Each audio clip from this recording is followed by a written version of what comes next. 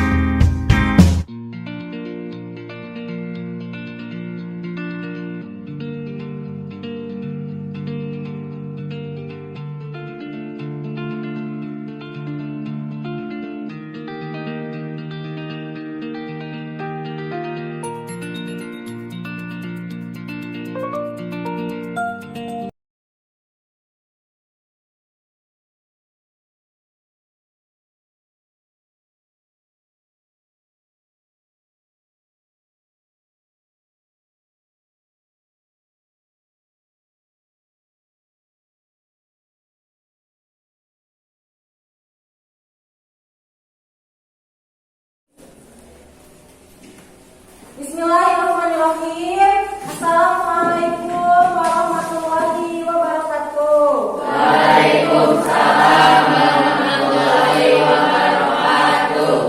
Apa kabar anak-anak ibu yang soleh dan solehah? Alhamdulillah baik. Alhamdulillah kita masih bisa bertemu, bertatap muka di pagi hari ini. Meskipun kita masih dalam suasana COVID, jadi yang hadir di kelas itu hanya setengahnya ya. Tapi tidak apa-apa, kita harus tetap semangat belajar, harus tetap menjaga protokol kesehatan juga, ya. Sebelumnya, Ibu mau absen dulu.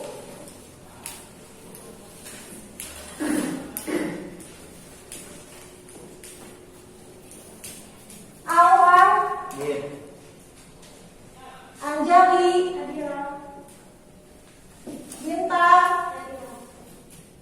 Cinta, alhamdulillah semuanya hadir. Sebelum kita lanjut, kita berdoa dulu ya. Silakan KM dipimpin dulu untuk berdoa.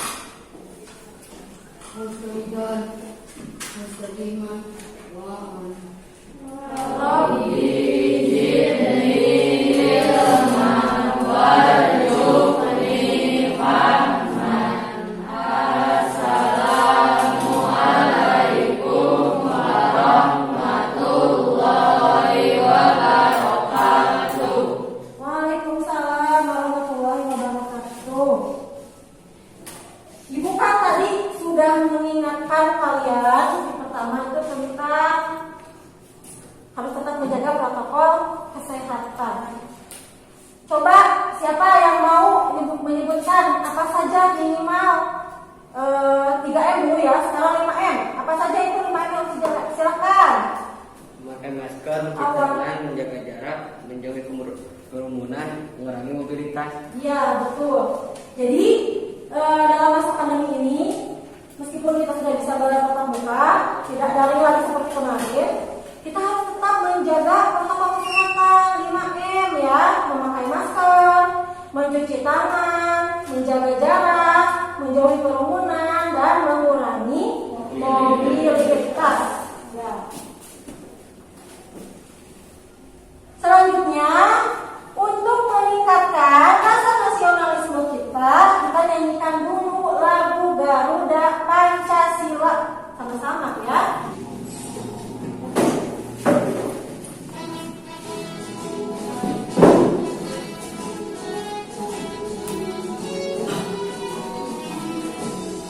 Garuda Pancasila.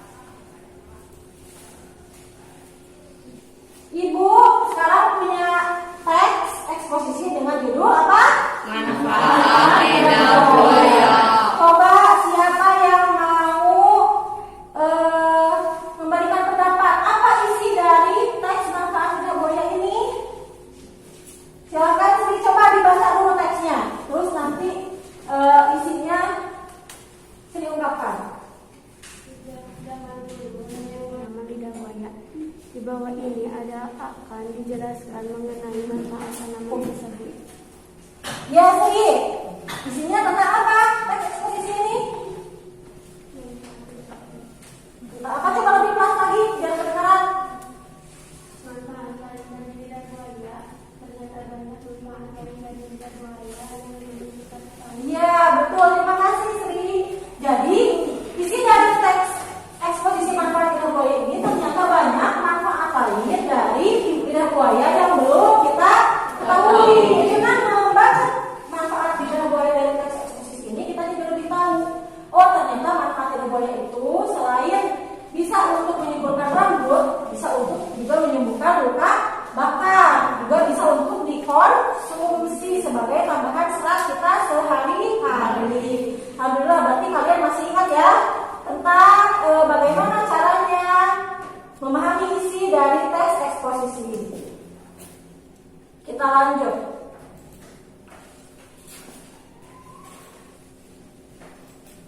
Kita ulas sedikit tentang pengertian teks eksposisi. Teks eksposisi merupakan teks non-fiksi yang memuat dan menjelaskan suatu informasi atau pengetahuan berdasarkan fakta sebenarnya.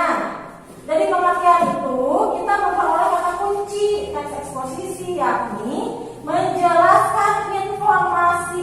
Ya, jadi teks eksposisi itu adalah teks yang menjelaskan informasi. Selanjutnya, ciri-ciri teks eksposisi.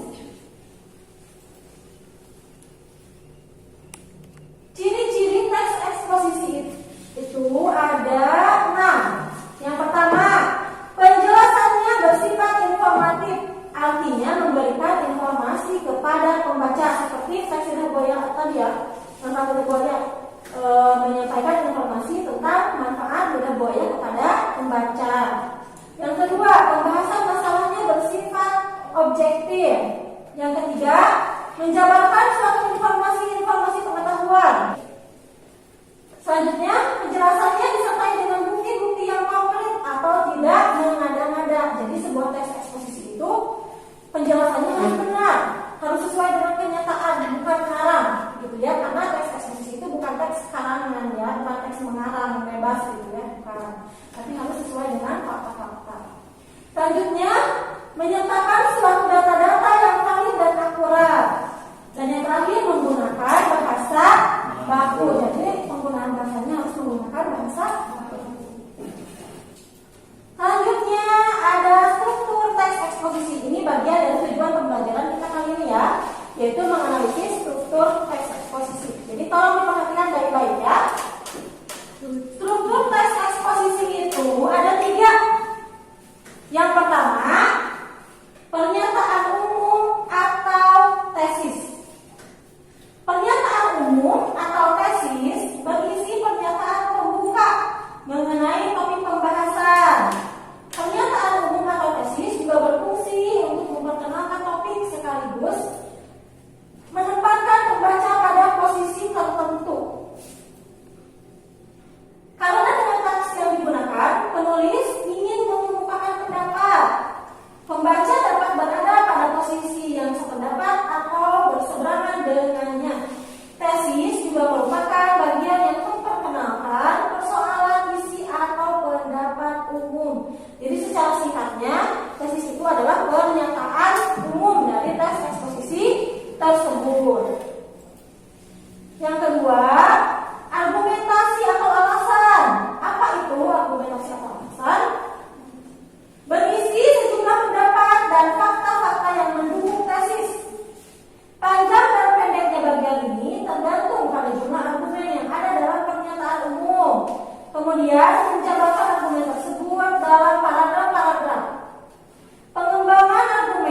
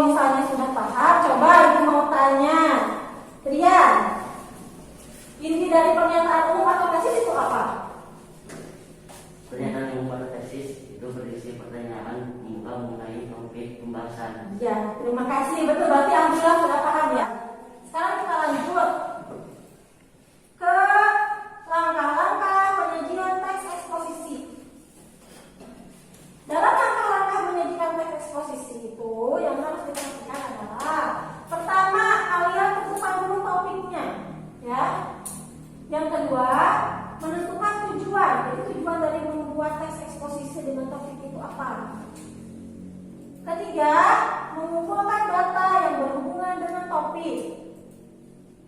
Keempat, menyusun kerangka karangan struktur teks eksposisi. 5. Mengembangkan kerangka yang telah disusun menjadi teks eksposisi. Dan yang keenam, evaluasilah sesuai dengan struktur dan pembahasan teks eksposisi. Ya. Jadi langkah-langkah membuat eksposisi itu seperti ini.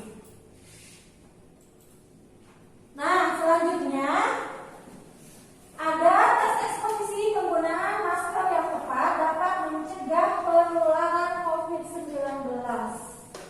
Kalian akan langsung Ibu arahkan sekarang untuk duduk secara berkelompok sesuai dengan kelompok yang telah dibagi pada minggu sebelumnya. Coba sekarang duduknya berkelompok dulu. Berkelompok dulu, silakan duduknya.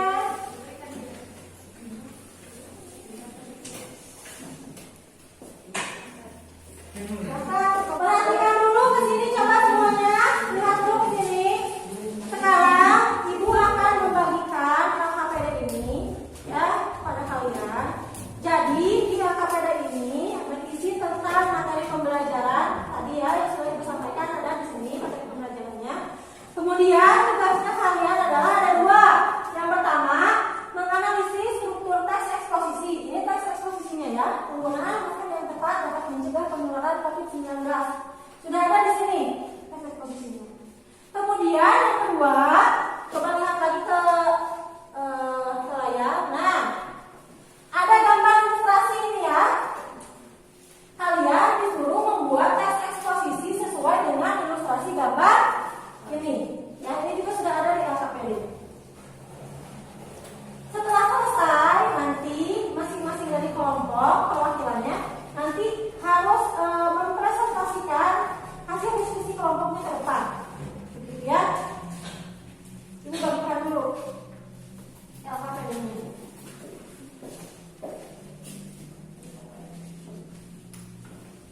Ini LKPD-nya.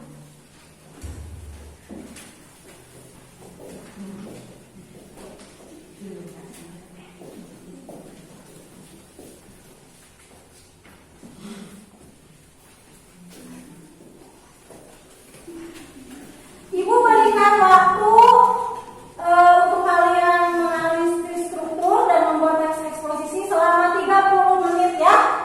Cukup ya waktu 30 menit? Silakan dimulai dari sekarang. Jadi nanti kalau ada yang ingin ditanyakan, silakan bertanya ke Ibu. Oh iya, jadi kalian bisa mencari referensinya selain dari buku juga dari internet. Jadi silakan kalian buka internet ya untuk mencari referensi. Nanti Ibu akan sambil pantau juga.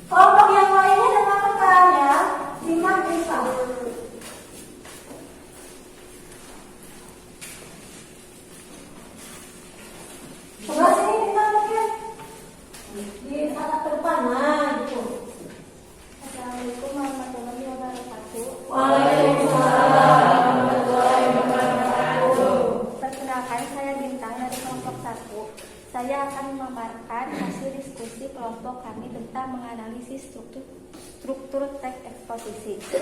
Dari teks eksposisi dengan judul penggunaan masker yang tepat dapat mencegah penularan COVID-19.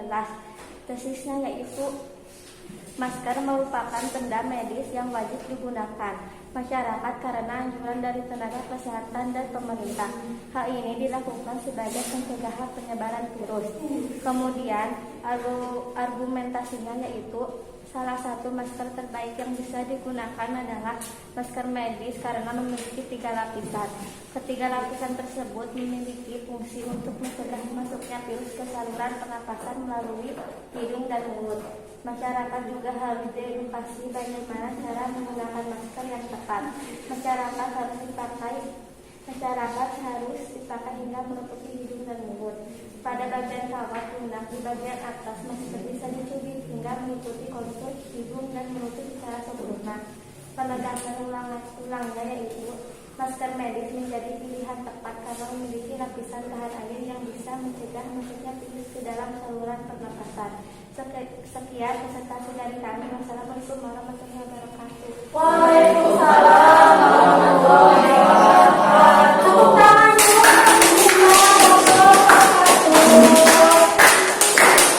Terima kasih Bintang.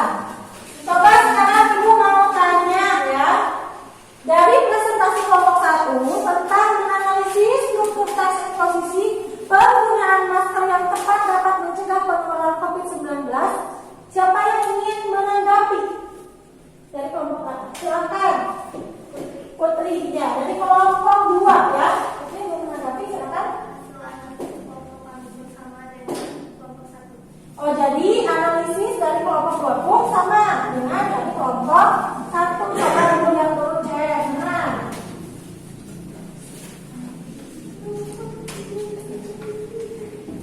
Bagaimana dengan kelompok 3? Hasil analisis struktur teks eksposisinya? Hasil analisis kelompok kami pun sama dengan kelompok 1 dan 2. Sama dengan kelompok 1 dan 2. Coba lihat. Ya. Berarti sama semuanya ya dengan hasil analisis struktur teks eksposisinya. Dari teks eksposisi penggunaan masker yang tepat dapat mencegah penularan COVID-19. Mana tesisnya yang mana? Dari kata apa? Masker sampai virus. Argumentasinya yang mana? Dari kata apa? Sampai ke sempurna. Penegasan ulang pendapatnya? Iya betul sekali, alhamdulillah. Berarti kalian sudah paham ya tentang bagaimana caranya menganalisis struktur teks eksposisi. Selanjutnya presentasi tentang menyajikan teks eksposisi dari ilustrasi gambar ini. Coba kelompok berapa? Kelompok 3 dulu, silakan. 2 kira orang 3. Yang lain dengarkan ya.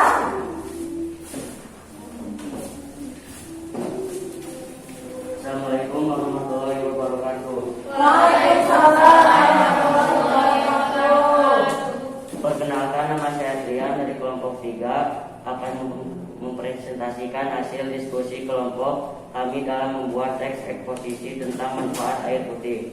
Jadi Trian dan ilustrasi gambar itu judulnya diambil apa? Manfaat air putih. Ya. Tubuh manusia terkandung 70% air di dalamnya, sehingga air merupakan cairan yang penting dan sangat dibutuhkan oleh tubuh. Setiap hari kita akan kehilangan cairan tubuh karena tubuh kita memerlukan cairan untuk bergerak dan beraktivitas. Cairan itu akan hilang karena keringat, pernapasan, dan ekskresi. Maka dari itu, jangan sampai tubuh kita kekurangan cairan yang bisa mengakibatkan dehidrasi. Minum air sebanyak 8 gelas per hari sangat dianjurkan agar tubuh kita tidak kekurangan cairan. Dan air juga memiliki banyak manfaat bagi tubuh kita. Selain untuk memenuhi kebutuhan cairan pada tubuh kita, juga bisa mencegah kekeringan pada kulit. Air putih menjadi hal utama yang diperlukan tubuh dalam memenuhi cairan tubuh manusia. Dengan menjaga agar cairan tubuh tetap terpenuhi, kita akan terhindar dari penyakit dan bisa memberikan energi pada otot dan persendian kita. Serta dengan meminum air putih, sumsum tulang belakang dan sistem tubuh kita akan terlindungi.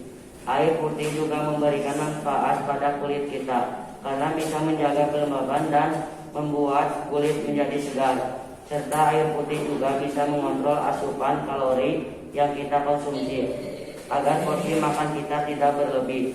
Dapat disimpulkan bahwa air putih memang memiliki banyak manfaat bagi tubuh kita dan juga menjaga kesehatan tubuh agar terhindar dari berbagai macam penyakit yang menyerang. Sekian dari kelompok kami. Assalamualaikum warahmatullahi wabarakatuh. Waalaikumsalam warahmatullahi wabarakatuh. Tepuk tangan untuk kelompok 3. Sebelum Ibu memberikan tanggapan, adakah yang di antara kalian ingin menanggapi presentasi dari kelompok 3 tentang teks eksposisi manfaat air putih? Silakan. Adalah sebuah teks yang memberikan informasi kepada pembaca atau pembaca.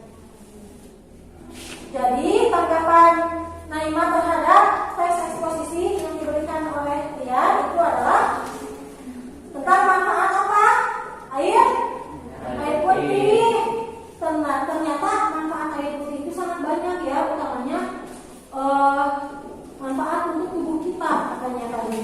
Menurut kelompok 3, kita kekurangan mengkonsumsi air putih, tubuh kita itu tulang-tulangnya, sel-selnya, sendi-sendinya akan rapuh ya. Jadi sel-sel sendi-sendi dalam tubuh kita itu perlu diberikan suplemen, diberikan makanan, salah satunya dengan air putih. Ya, terima kasih ya.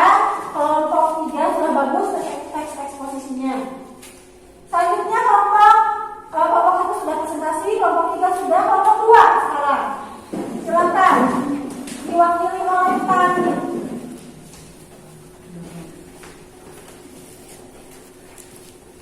Assalamualaikum warahmatullahi wabarakatuh. Waalaikumsalam warahmatullahi wabarakatuh.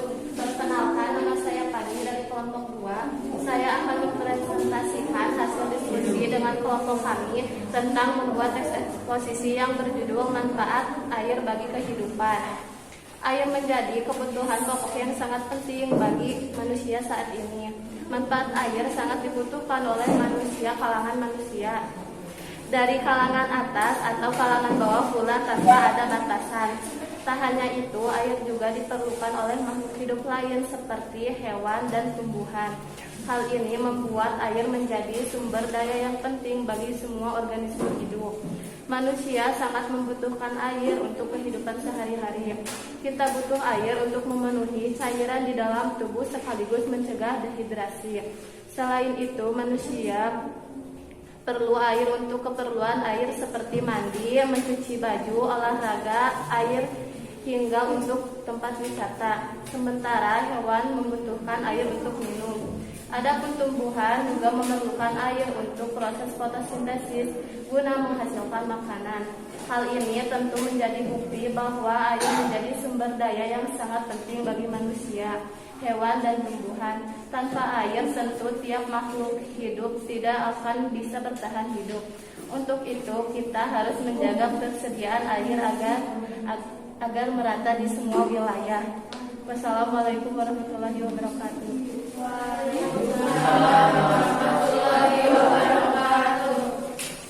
Terima kasih Pani, perwakilan dari kelompok 2. Sama ya tentang manfaat air juga ya Pani ya. Pani tentang manfaat air juga ya sama. Ada yang ingin ditanggapi sebelum Ibu menanggapi dari kelompok yang lain? Ya silakan. Ya alhamdulillah katanya kata lagi hasil presentasi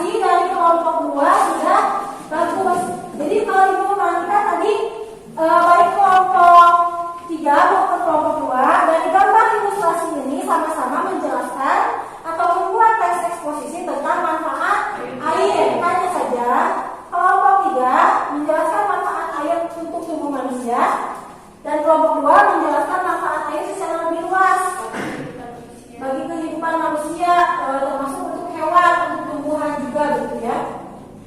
Terima kasih ya semuanya sudah presentasi dengan baik. Baik kelompok 1, kelompok 2 maupun kelompok 3 Ibu kasih jempol semuanya. Sekarang sebelum menutup pembelajaran, Ibu ingin bertanya dulu ya. Adakah kendala yang kalian hadapi atau kesulitan yang kalian hadapi selama mempelajari teks eksposisi ini, menganalisis struktur dan membuat teks eksposisi? Coba, silakan. Siapa apa kendalanya?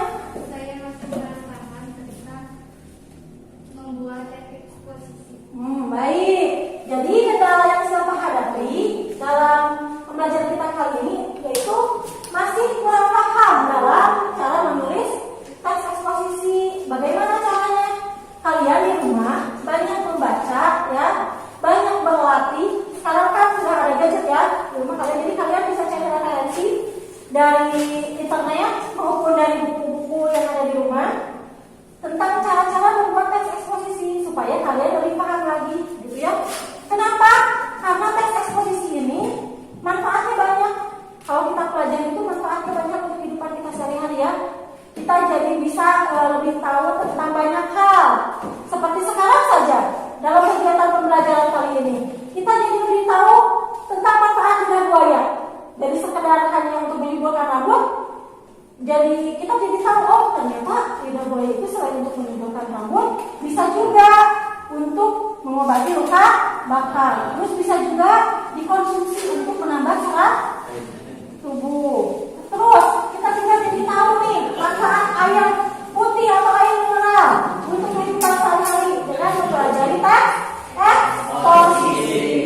Selain itu, selain untuk diri kalian sendiri, kalian juga bisa habis pulang dari sekolah nanti sampaikan ke keluarga kalian yang ada di rumah, ke adik-adik, ke orang tua. Ma, Pak atau Dek, Kakak nih, sekarang tuh saya jadi lebih tahu ada ilmu baru lagi tentang lidah buaya, tentang air putih. Jadi bisa disampaikan juga, ya. Jadi caranya berlatih, sering berlatih dan sering membaca. Sekarang bangkunya tolong diubah ke semua ya, ke semua.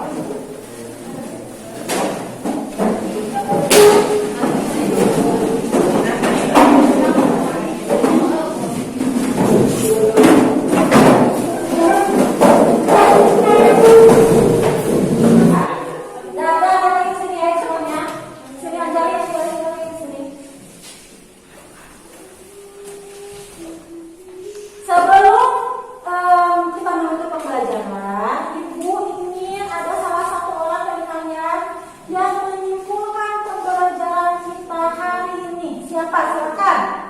Silakan Naima. Teks eksposisi adalah sebuah teks yang memberikan informasi kepada pembaca agar pembaca mengetahuinya. Ya, terima kasih Naima.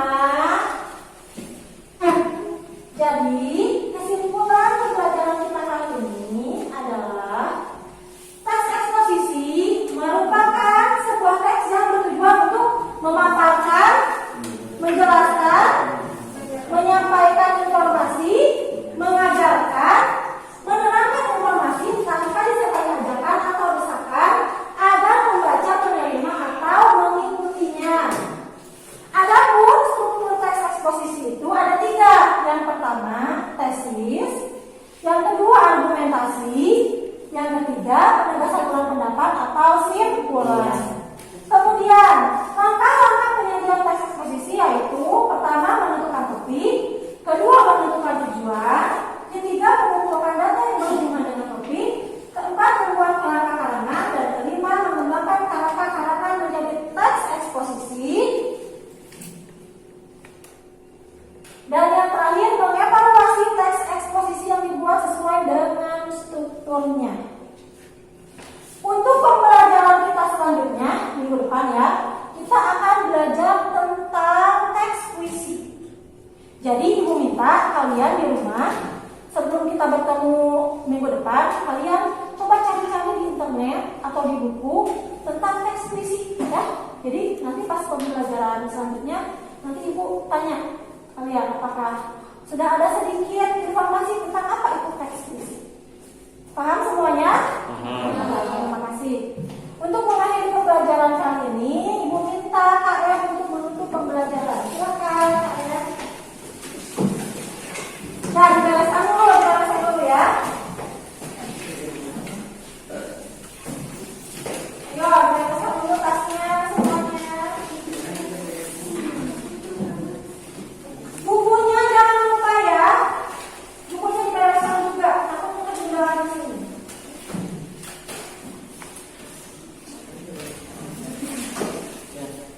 Duduk siap semuanya ya. Duduk siap. Pilot, duduk siap. Silakan, Fatir. Mustahidan, mustaqiman, doa. Surah